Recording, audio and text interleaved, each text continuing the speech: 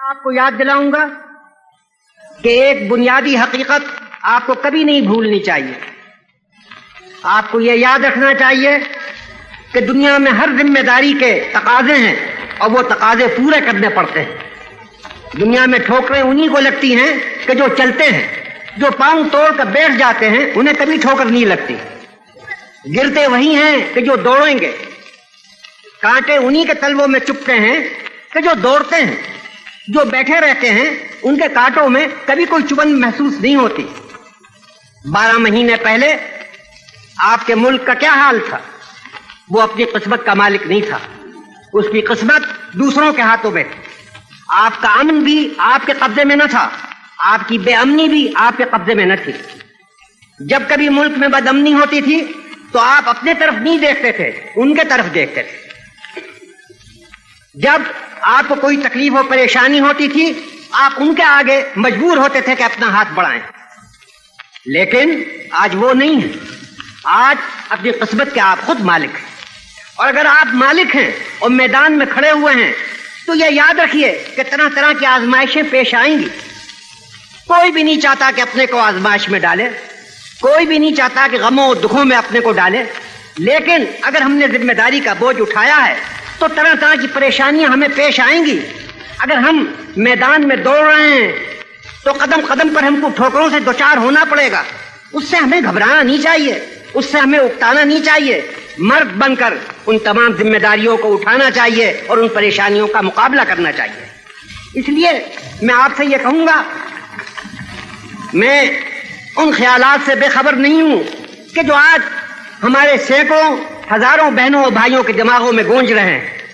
वो मुसीबतें कि जो इस मुल्क पर आई और उन मुसीबतों के जो असरात अभी तक चल रहे हैं वो सब हमारे सामने हैं।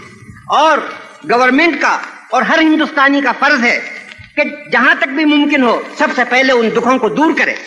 लेकिन उसके साथ ही आपको अपनी हिम्मत नहीं हारनी चाहिए और एक मिनट के लिए यह नहीं समझना चाहिए कि अब आपके लिए चैन नहीं है।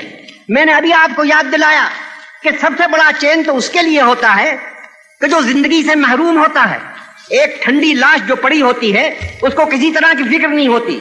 लेकिन अगर एक जिंदा इंसान है और उसकी रगों में गर्म और जिंदा खून दौड़ रहा है तब उसके लिए बीमारियां भी हैं, ठोकरें भी हैं, मुसीबतें भी हैं, हर तरह की परेशानियां भी हैं। तो जिंदगी का मानी यही है कि हम बोझ उठाएं और बोझ इस तरह ना उठाएं कि घबराए हुए उठाएं, मर्दों की तरह हिम्मत के साथ उठाएं। आज कल तक जब तक कि आजादी हमारे हाथ में न थी इसमें शक नहीं है कि एक तरह का चैन जरूर था। कैसा चैन? ये चैन कि कोई बोझ तुम्हारे गर्दनों पर नहीं था। जिसके हाथ में देश की हुकूमत थी उसके गर्दनों पर था। अगर बदअमनी होती थी तो तुम उसकी तरफ देखते थे। अगर अमन कायम होता था तो कुदरती तौर पर तुम्हारी आंखें उसी की तरफ उड़ जाती थी। ये एक तरह का चैन तो था, मगर मेरे बहनों और भाइयों ये एक मनहूस चैन था। खुदा न करे कि वो चैन फिर हिंदुस्तान के आसमान के नीचे वापस आए। ये चैन कि जो गुलामी का चैन होता है ये हकीकतन कोई चैन और राहत नहीं है। लेकिन अगर एक कौम आजाद है, एक मुल्क आजाद है तो उसको बोझ उठाने पड़ेंगे, आजमाइशों में कूदना पड़ेगा, फूलों की सेज पर से नहीं गुजरना पड़ेगा, कांटों पर दौड़ना पड़ेगा। अगर हम चाहते हैं कि जो जगह आज हमने दुनिया के नक्शे में हासिल की है उसको कामयाबी के साथ कायम रखें और कामयाबी के साथ आगे कदम उठाएं तो हमें चाहिए कि मर्दानावार उन आजमाइशों का मुकाबला करें। और आज हम मुल्क की जिस आजादी की यादगार मना रहे हैं उसको हंसते हुए चेहरों से मनाएं, अगरचे हमारे दिलों में पिछले गमों के कितने ही असरात बातों।